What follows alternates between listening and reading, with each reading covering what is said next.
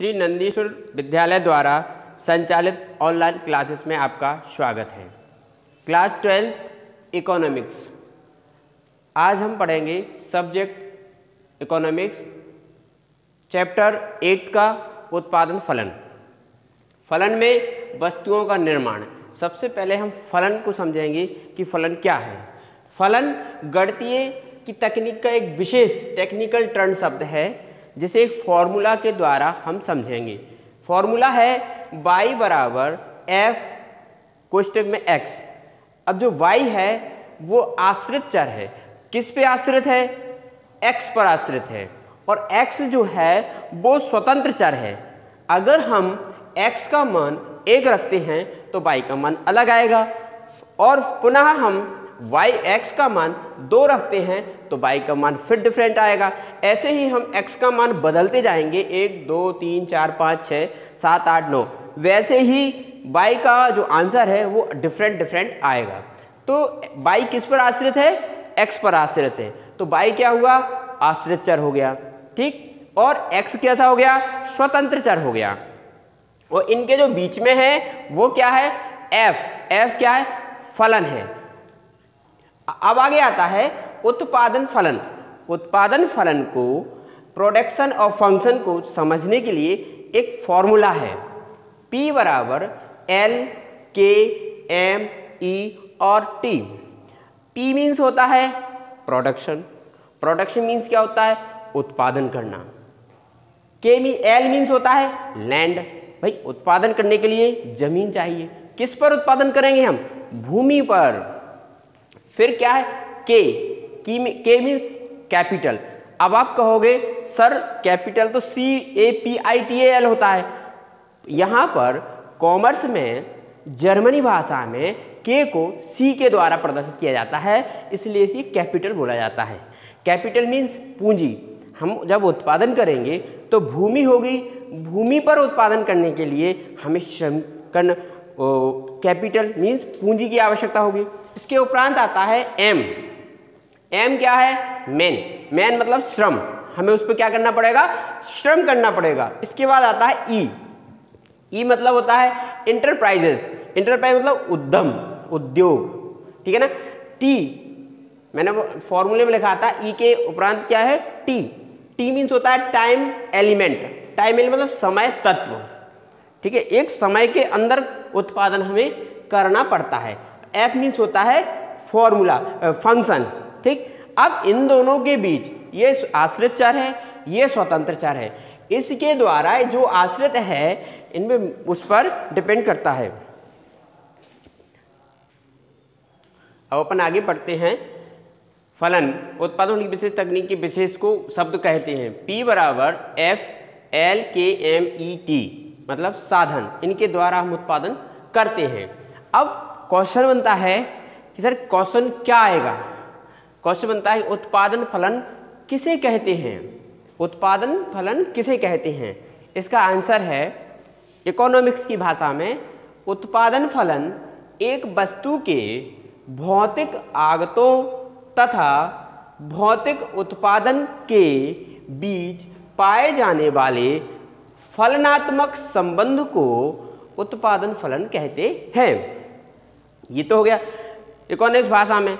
अब इसको समझने के लिए सबसे पहले हमें समझना पड़ेगा भौतिक आगतें क्या होती हैं, भौतिक उत्पादन किसे कहते हैं। तो भौतिक आगतों को कहते हैं भौतिक, जैसे मैंने फॉर्मूला लिखा था कि भौतिक आगतों बराबर होता है, फॉर्मूले के बाद लिखा था LMKET। भूमि, श्रम, पूंजी, उद्यम और टाइम समय तत्व, इस सबको हम उत्पादन के साधन कहते हैं। इनके बिना हम उत्पादन नहीं कर सकते हैं। वो कहलाते हैं भौतिक आगतें, यानी कि आउटपुट। इसके उपरांत आता है भौतिक उत्पादन किसे कहते हैं। अगर हमने भौतिक आगतों को समझ लिया तो भौतिक उत्पादन भी इजी हो जाएगा। भौतिक उत्पादन किसे कहते हैं? तो इन साधनों के द्वारा जो उत्पादन होता है, भौतिक उत्पादन बराबर भौतिक आगतें यानी कि आउटपुट। जो हमें साधनों के द्वारा जो प्राप्त हुआ है वो भौतिक उत्पादन हो गया। और भौतिक आगतें, तो भौतिक आगतों कहते हैं इनपुट, और ये एक सूत्र दिया है इनपुट बराबर प्रोसेस और आउटपुट, यानी जो प्रोसेस साधनों के द्वारा होती है उसे हम कहते हैं भौतिक उत्पादन। ठीक है ना। पुनः एक बार ध्यान देंगे, उत्पादन फलन किसे कहते हैं? तो एक वस्तु के भौतिक आगतों तथा भौतिक उत्पादन के बीच पाए जाने वाले फलनात्मक उत्पादन संबंध को उत्पादन फलन कहते हैं। अब उत्पादन फलन की विशेषताएं। उत्पादन फलन की विशेषताएं, पहली है उत्पादन फलन एक इंजीनियरिंग समस्या है, ना कि आर्थिक समस्या है। यानी उत्पादन फलन कैसे किया जाए, ये सब एक कौन सी समस्या है? इंजीनियरिंग समस्या है, ना कि आर्थिक समस्या है। उत्पादन फलन में एक कार्य साधनों तथा उत्पादन की भौतिक मात्रा के संबंध को व्यक्त करना, इसकी अपनी कोई मौद्रिक विशेषता नहीं होती है। उत्पादन फलन एक इंजीनियरिंग समस्या मानी जाती है, ना कि आर्थिक समस्या। दूसरा है उत्पादन फलन कीमत निरपेक्ष होता है। उत्पादन जो फलन है उसकी कीमत कैसा होता है? निरपेक्ष होता है। उत्पादन फलन वस्तु तथा साधनों की कीमत से पूर्णतया स्वतंत्र होता है। यह केवल भौतिक मात्रा से संबंध रखता है, परंतु कीमतों से स्वतंत्र होने के बावजूद उत्पादनकर्ता इस बात का निर्णय करते हैं कि किस वस्तु की कितनी मात्रा उत्पादन करें।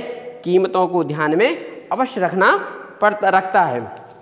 समय से संबंधित, उत्पादन एक दिए हुए समय या निश्चित समय अवधि से संबंधित होता है। अगला है, चौथा है उत्पादन फलन एक दी हुई टेक्नोलॉजी से संबंधित होता है। मैंने भी आपको बताया था कि उत्पादन फलन एक फॉर्मूला के द्वारा सॉल्व किया जाता है। P मीन्स प्रोडक्शन, और उसके साधन जो होते हैं L, K, M, E और T, इन सबको मैंने डिटेल अलग अलग बताया था आपको। तो उत्पादन एक दी हुई टेक्नोलॉजी, मतलब हम इस सूत्र के द्वारा उत्पादन को सॉल्व करते हैं। जैसे उत्पादन फलन टेक्नोलॉजी या तकनीक की ज्ञान को स्थिर मान कर चलता है, क्योंकि तकनीकी ज्ञान के परिवर्तन हो जाने पर उत्पादन फलन में परिवर्तित हो जाता है। पांचवा है उत्पादन फलन साधनों की प्रतिस्थापन संभावनाओं को स्वीकारता है।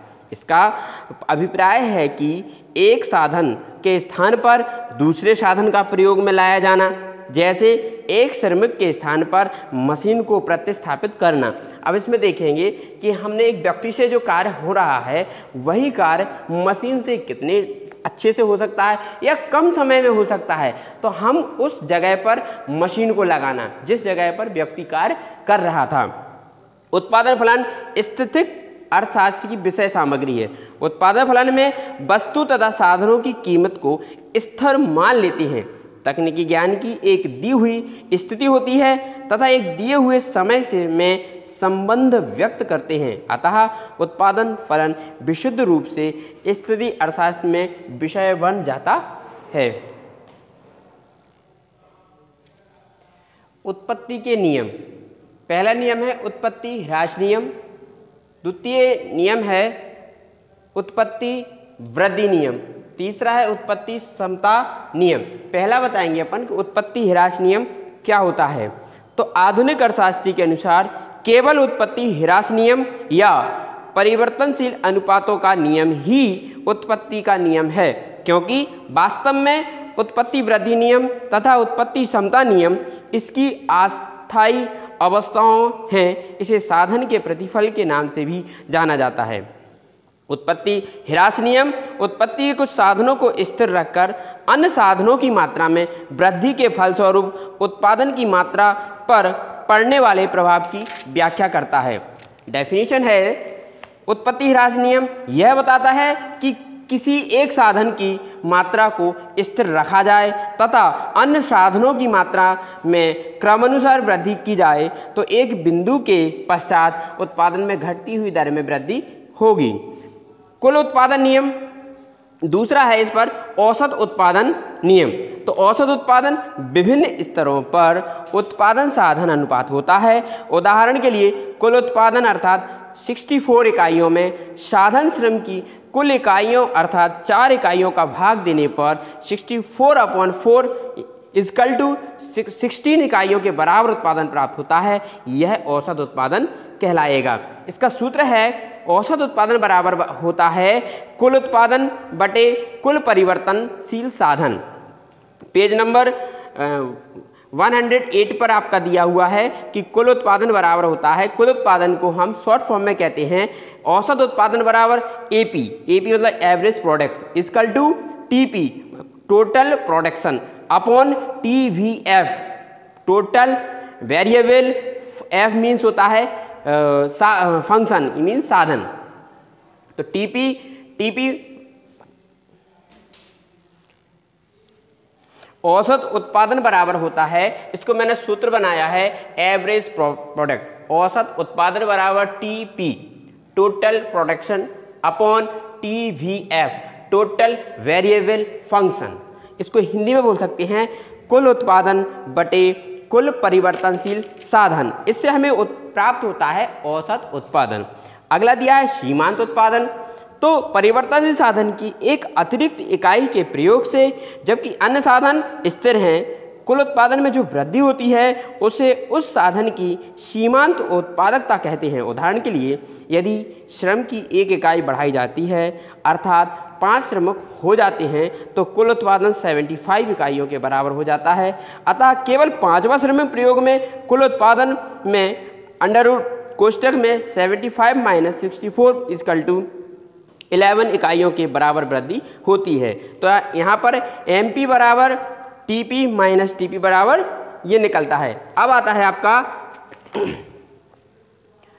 प्रथम अवस्था। इस अवस्था में कुल उत्पादन घटती हुई दर से बढ़ता है, इसलिए सीमांत उत्पादन तथा औसत उत्पादन दोनों ही घटते हैं। इस अवस्था को घटते प्रतिफल का नियम भी कहते हैं। तृतीय अवस्था में, इस अवस्था में कुल उत्पादन घटता है क्योंकि सीमांत उत्पादन ऋणात्मक हो जाता है। इस अवस्था को ऋणात्मक प्रतिफल की अवस्था भी कहते हैं। अभी तक हमने आपको पढ़ाया उत्पादन फलन के बारे में।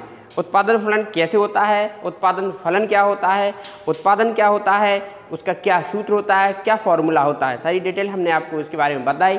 अब आप इसको पढ़ते रहिए और नोट्स बनाते रहिए, और अब हम मिलेंगे आपको अगले वीडियो में।